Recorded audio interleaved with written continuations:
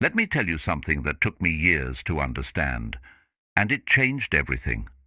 Most traders think that success comes from finding the right setup, or mastering the right pattern, or learning some secret technique that the professionals know, but that is not where success comes from. Success in trading comes from understanding your own mind, and more specifically, understanding how position size affects your ability to think clearly.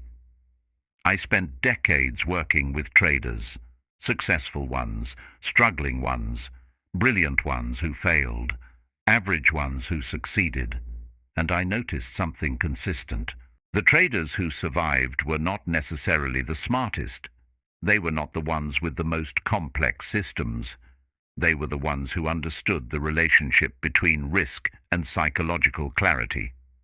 Let me explain what I mean. When you first start trading, you bring certain beliefs with you, beliefs about what success looks like, beliefs about what it means to be good at something. In most areas of life, bigger is better. More effort equals more results. Intelligence should be rewarded. Hard work should pay off. These beliefs are deeply wired into us. So when we come to trading, we naturally assume the same rules apply. We think that bigger trades mean we are more committed, more confident, more serious about making money. We look at a small position and we feel like we are playing it safe, like we are not really trying, like we are being timid or afraid. And we look at a big position and we feel powerful. We feel like we are finally doing something that matters, like this trade could change our account, change our life. But here is the problem. The market does not care about your feelings. It does not care about your confidence. It does not reward effort or intelligence or commitment. The market simply moves according to probabilities. And your job is to align yourself with those probabilities, not to prove something, not to make a statement, but to execute your edge over and over again without interference. And interference comes from emotion. And emotion comes from risk that is too large for your nervous system to handle. Let me describe what happens inside your mind when you put on a trade that is too big for you. At first, you might feel excited, energized. This is it. This is the trade that is going to make a difference. But then the market moves. Maybe it moves against you slightly, or maybe it moves in your direction but then pulls back. And suddenly, something shifts inside you. Your breathing changes. Your focus narrows. You start watching every tick. Every candle becomes personal. Every move feels like it is saying something about you. This is not trading anymore. This is survival. Your brain has detected a threat, not a physical threat, but a threat to your sense of security, your sense of self, your sense of being okay. And when your brain goes into survival mode, it stops being rational. It stops following rules. It starts making decisions based on fear and urgency. You start thinking thoughts like this: I should have taken profit when I had the chance. I cannot afford to lose this trade. Maybe I should move my stop just a little bit. Maybe I should get out now before it gets worse. These thoughts feel logical in the moment. They feel like you are being smart, protecting yourself, making the right decision, but they are not logical. They are emotional reactions disguised as logic. And the reason they are happening is not because your strategy is wrong. It is because the risk is too large for your mind to handle objectively. Here is something most traders do not understand. Your ability to follow rules is not a character issue. It is not about discipline in the way people think. It is about whether your nervous system feels safe enough to let you follow the rules. When you are calm, following rules is easy. You know what to do. You trust your system. You execute without hesitation. But when you are afraid, following rules becomes almost impossible, because fear overrides logic. It is designed to.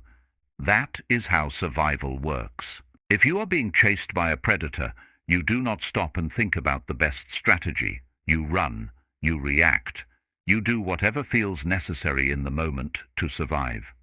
And when your position size is too large, your brain interprets a losing trade as a predator. It interprets drawdown as danger, and it takes over your decision-making to protect you. This is why traders make the same mistakes over and over, not because they do not know better, but because they are trading in a state where their brain will not let them do better.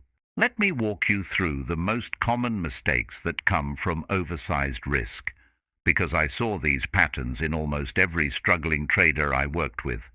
First, hesitation. When the risk is too big, you start second-guessing your entries. You see your setup. You know it is valid, but you hesitate. You wait for more confirmation. You talk yourself out of it.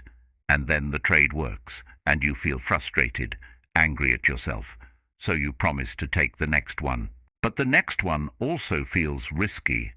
So you hesitate again, or worse, you take it late, after the best entry is gone, and then you get stopped out. This creates a terrible cycle. You cannot trust yourself. You cannot execute with confidence. And your results suffer not because your strategy is bad, but because fear is controlling your timing. Second, moving your stop loss. This is one of the most destructive habits in trading, and it almost always comes from having too much risk on the line. You place a trade with a logical stop, a stop that is based on market structure or volatility or your system rules, and at the time it feels reasonable, but then price approaches your stop, and suddenly that loss feels unbearable. You cannot accept it, so you move the stop a little further away. You tell yourself it is because you believe in the trade, but that is not the real reason. The real reason is that the loss is too painful to accept, so you do whatever you can to avoid it. And sometimes the trade comes back, and you feel relieved. You feel like you made the right choice. But most of the time, it does not. And by moving your stop, you turned a small loss into a larger one. You violated your risk management, and you created a pattern that will destroy your account over time. Third, cutting winners early. When you have a big position on, profit feels fragile. It feels like it could disappear at any moment. So when the trade moves in your favor, you feel this intense urge to lock it in, to take it off the table before the market takes it back. You exit too early, and then you watch the trade continue without you, and you feel frustrated. But you do not realize that this is not a targeting problem. It is a position size problem. If the position were smaller, you would not feel that urgency. You would let it run. You would let your edge play out. Fourth, holding losers too long. This might seem contradictory, but it is actually the same issue. When a trade goes against you and you are risking too much, you freeze. You cannot pull the trigger. You hope it will come back. You tell yourself it is just temporary. You hold through your stop. You hold through your rules. You hold because accepting the loss feels like failure. And by the time you finally exit, the loss is much larger than it should have been. All of these mistakes come from the same root cause. The position is too large for your mind to handle, and your mind is trying to protect you in the only way it knows how, by taking control away from your rules and giving it to your fear. Now let me tell you what happens when you trade with a smaller position size, a size that feels almost too small, a size that does not make your heart race. First, you become emotionally neutral. When the risk is small enough, the trade stops being personal. It is just another execution, just another opportunity for your edge to express itself. You place the trade, and you do not obsess over it. You check it when you need to. You manage it according to your rules, but you do not attach your identity to the outcome. This is the state where good trading happens. Second, you can follow your rules without internal conflict. Your stop makes sense and you honor it. Your target makes sense and you let the trade get there. Your entry criteria are clear and you execute them without hesitation. There is no voice in your head arguing with you, no emotional negotiation, just calm execution. Third, You let probabilities play out. This is the most important part. Trading is a probabilistic game. Your edge is not that you win every trade. Your edge is that over a series of trades, your system produces more profit than loss. But for that edge to work, you have to let it work. You have to execute the system over and over without interference. And the only way to do that is to trade at a size where each individual trade does not matter too much. When each trade is just one in a series of hundreds or thousands, you stop trying to control the outcome. You stop needing to be right. You stop caring whether this specific trade wins or loses. You just execute, and you let the numbers do what they are designed to do. Fourth, consistency becomes possible. With small size, you can trade the same way every day. You can show up calm. You can execute without drama. You can build a track record that is based on process, not luck. And over time, that consistency compounds, not because you are taking huge risks, but because you are avoiding huge mistakes. Let me talk about ego for a moment, because this is where most traders get stuck. Trading with small size feels like you are not trying hard enough. It feels like you are settling, like you are playing it safe. And for someone who is competitive, who is used to pushing themselves, who wants to succeed, this feels wrong. You think that real traders take big risks. That confidence means betting big, that playing small is what losers do. But this is your ego talking, not your rational mind. Your ego wants to feel significant. It wants to prove something. It wants to win in a way that looks impressive. But the market does not care about any of that. The market rewards the trader who can remove ego from the equation, the trader who can execute without needing to feel powerful, the trader who can accept small wins and small losses and just keep going. Here is the truth that your ego does not want to hear. Trading is not personal. The market is not testing you. It is not judging you. It is not rewarding your confidence or punishing your doubt. It is just moving according to probabilities. And your job is to participate in those probabilities without distorting them with your emotions. When you take a big position, you are making it personal. You are turning a probabilistic event into a referendum on your worth as a trader, as a person. And that is a game you cannot win. There is another reason traders gravitate toward big positions. They think it gives them control. If I risk more, I can make more. If I am focused, if I am confident, if I am prepared, I can make this trade work. But this is an illusion. You do not control the market. You do not control what happens in the next 5 minutes or the next 5 hours. You do not control whether this specific trade wins or loses. All you control is your execution, your risk, your response. And the bigger your position, the less control you actually have. Because the bigger the position, the more your emotions interfere. The more you second guess, the more you deviate from your plan. Small size is not giving up control. It is actually reclaiming control. Control over your mind, control over your process, control over your ability to stay in the game long enough for your edge to work. Let me share something I learned over many years, something that separates the traders who make it from the ones who do not. The goal is not to make money, not at first. The goal is to survive. Survival means staying in the game. It means not blowing up your account. It means not quitting because you are too emotionally damaged to continue. And survival requires humility. It requires patience. It requires you to prioritize process over results. When you trade with big size, you are prioritizing results. You are trying to force the market to give you what you want, and the market does not respond well to force. But when you trade with small size, you are prioritizing survival. You are saying, I am going to protect my capital. I am going to protect my mind. I am going to give myself the space to learn and grow and build consistency. And over time, survival leads to profit. Not because you are taking big swings, but because you are compounding small edges without self-destructing. Let me talk about compounding for a moment, because most traders misunderstand it. They think compounding is about making huge returns, about doubling your account every month, about getting rich fast. But that is not what compounding is. Compounding is what happens when you can execute consistently over a long period of time without blowing up.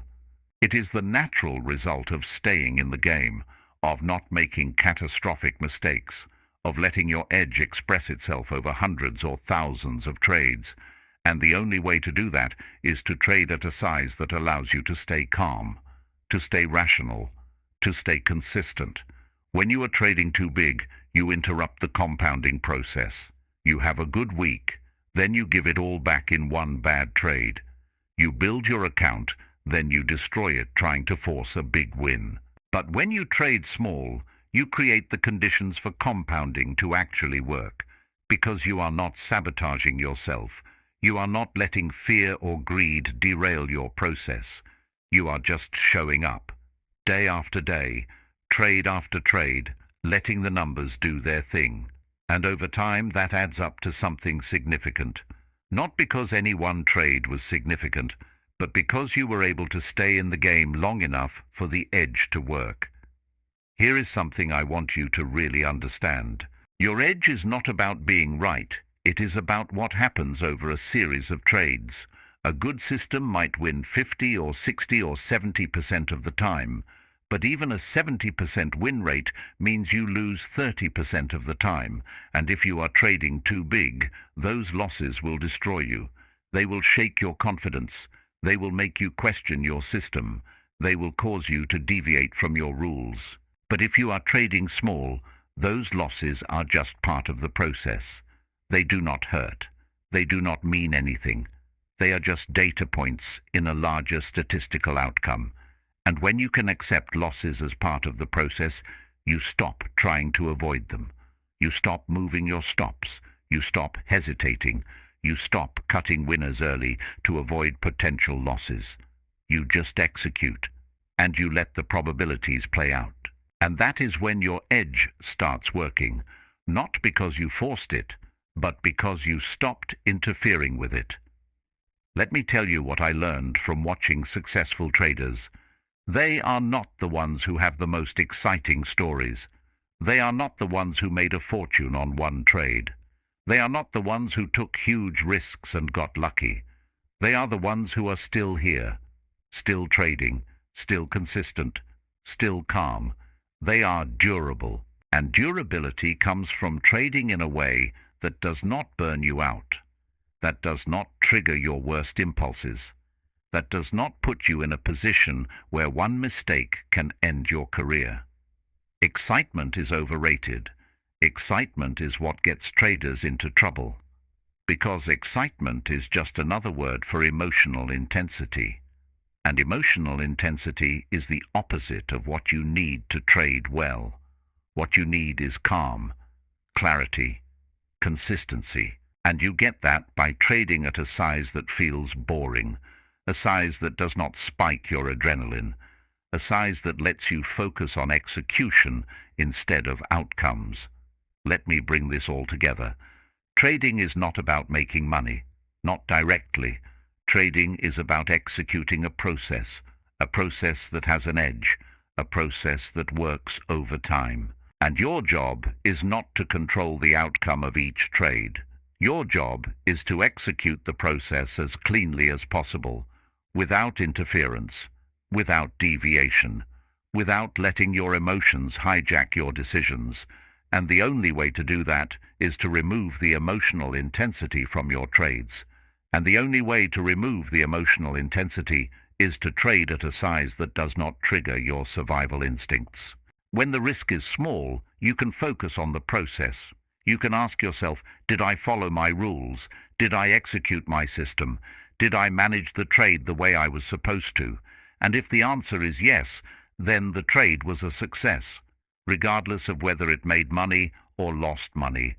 Because in the long run, good execution leads to good results, not perfect results, not every trade being a winner, but good results, consistent results, results you can build on. Here is a question I want you to ask yourself. What does success look like? For most traders, success is measured by profit, by how much money they made this week or this month. But I want you to measure success differently. Measure it by how well you executed, by how calm you stayed, by how closely you followed your rules, by how little emotional interference you had. Because if you can execute well, the profit will come, not immediately, not on every trade, but over time. And if you cannot execute well, the profit will not last. You might get lucky for a while, but eventually the emotional mistakes will catch up with you. So stop measuring yourself by outcomes you do not control, and start measuring yourself by the process you do control.